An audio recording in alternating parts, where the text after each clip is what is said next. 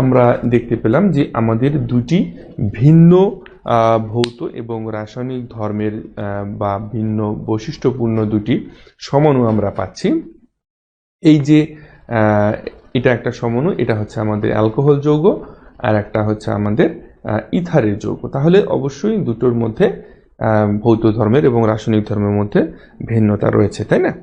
তাহলে এই যে সমঅণু দুটো পেলাম আমরা এই আণবিক যৌগ থেকে, আর এই সমঅণু দুটোর যে বৈশিষ্ট্য, এই বৈশিষ্ট্য বা অর্থপূর্ণ যে একটা যে সমঅণুগুলোর যে বিভিন্ন ধর্মের যে একাধিক বৈশিষ্ট্য যৌগ গঠনের যে এই যে একটা বৈশিষ্ট্য বা এই যে একটা প্রবণতা, সেটাকেই মূলত কিন্তু বলা হচ্ছে সমানুতা। ঠিক আছে? তো যাই হোক,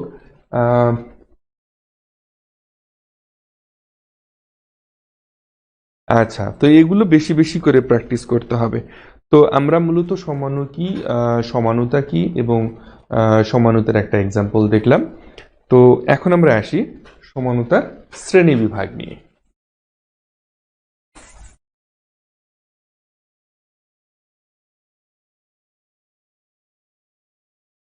আচ্ছা, সমানুতার শ্রেণী বিভাগ নিয়ে আমরা আজকে আলোচনা করব।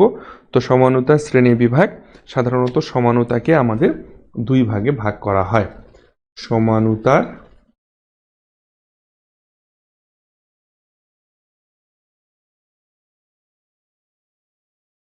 সমানুতার শ্রেণী বিভাগ, সাধারণত সমানুতাকে দুই ভাগে ভাগ করা হয়। এক নম্বর হচ্ছে আমাদের গাঠনিক বা কাঠামোগত সমানুতা। গাঠনিক বা কাঠামোগত, গাঠনিক বা কাঠামোগত সমানুতা। আর একটা হচ্ছে আমাদের ত্রিমাত্রিক বা স্টেরিও সমানুতা।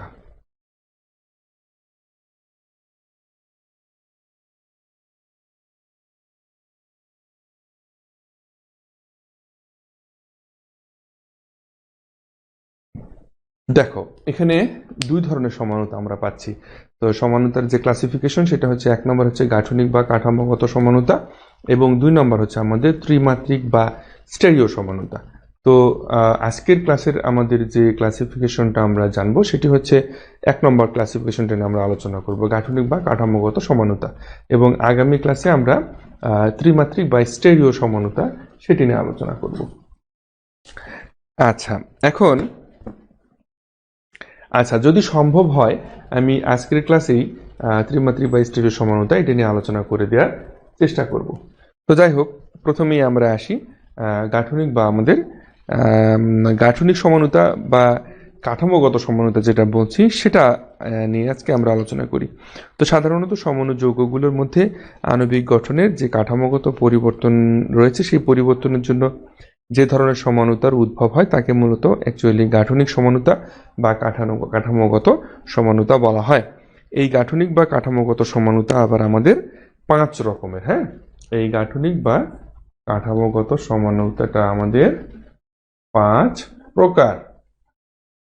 আচ্ছা, এই 5 প্রকারের মধ্যে প্রথমে রয়েছে আমাদের শিকল সমানুতা। ওকে,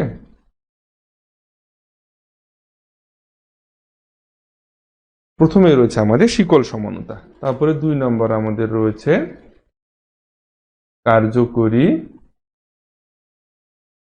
মূলক সমানুতা। 3 নম্বর রয়েছে আমাদের অবস্থান সমানুতা। 4 নম্বর রয়েছে আমাদের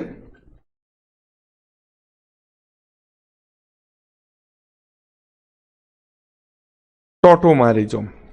আর 5 নম্বর রয়েছে আমাদের মেটামারিজম।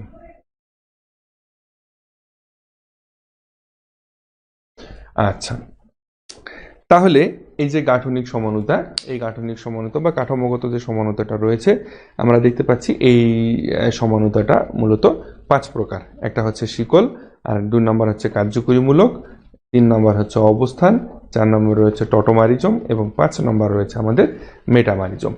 তো এখন এক এক করে আমরা আমাদের এই সমানুতাগুলো আলোচনা করব।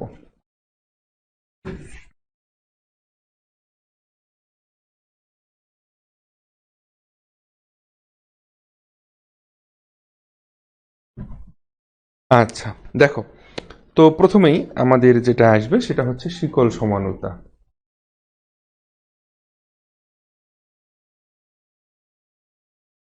শিকল সমানুতা। তো সাধারণত এই শিকল সমানুতাটা কি বা শিকল সমানুতাটা কাকে বলে সেটি আগে আমাদেরকে জানতে হবে। তো একই সমগোত্র শ্রেণীর যৌগসমূহের কার্বন শিকলের কাঠামো তথা গঠন বিভিন্ন আকারের হওয়ার কারণে এই ধরনের সমানুতা পরিলক্ষিত হয়। অর্থাৎ শিকল এর সাধারণত একটা যে আণবিক সংকেত বিশিষ্ট একটা যৌগ আমরা যদি দেখি যে তার একটা প্লেন গঠন হচ্ছে আর একটা হচ্ছে আমাদের শিকলযুক্ত গঠন। তো সেই ধরনের যে সমানুতা সেই সমানুতাকে মূলত বলা হয় শিকল সমানুতা। তো আমরা একটা এক্সাম্পল দেখি, একটা এক্সাম্পল দেখলে বিষয়টা আমাদের কাছে ক্লিয়ার হয়ে যাবে। যেমন C4H10, C4H10। তো এখান থেকে আমরা এক্সাম্পল এইটার আমরা সমানুতা কি লিখতে পারি? শিকল সমানুতা যদি হয় আমাদের, এটা আমরা প্লেন যদি লিখি CH3CH2CH2 আর একটা হচ্ছে আমাদের CH3। দেখো, কার্বন হচ্ছে আমাদের 4টা আর হাইড্রোজেন হচ্ছে 10টা, 3 2 5 2 7 3 10। তাহলে এটার নাম হচ্ছে কি আমাদের, আচ্ছা এটার নাম কিন্তু আমাদের এন বিউটেন, তাই না? এটা তোমরা সকলেই জানো যে এটার নাম হচ্ছে এন বিউটেন। আচ্ছা, এইটার আর একটা সমানুতা আমরা যদি লিখতে পারি সেটি হচ্ছে, দেখো, CH3CH3। তো এখন সাধারণত এখানে আমরা দেখতে পাবো যে এই যে C4H10 এই যে যৌগটা, এই যৌগটা সাধারণত কার্বন পরমাণুর একটা বিন্যাসের যে পার্থক্য আমরা দেখতে পাচ্ছি, এই পার্থক্যের কারণে আমাদের দুটি গাঠনিক সমাণু বা আমাদের শিকল যে সমাণু সেই শিকল সমাণু এখানে লক্ষ্য করা যাচ্ছে। তাহলে মূলত এইটাকে আমরা কি বলতে পারবো? দেখো, 1 2 3, তাহলে 1 2 3, তাহলে আমরা এটাকে কি বলতে পারি? 2 মিথাইল প্রোপেন। দেখো, এখন এখন তোমরা এখানে অনেকেই বলতে পারো যে স্যার এই যে গঠনটা, এই আণবিক সংকেতটা কিন্তু একই থাকতে হবে। হ্যাঁ, আণবিক সংকেতটা একই থাকতে হবে, সেটা একটা সমন্বয় পাচ্ছি আমরা এন বিউটেন বা বিউটেন। আর আরেকভাবে যদি আমরা লিখি, কার্বন সংখ্যাও আমাদের দেখো 4টা কার্বন থাকছে এবং হাইড্রোজেন থাকছে আমাদের এখানে 10টা, 3 4 3 7 3 10। তাহলে কার্বন এবং হাইড্রোজেন সংখ্যা সমান সমান হওয়াতে আমরা এই যৌগটা পাচ্ছি এন বিউটেন এবং এই যৌগটা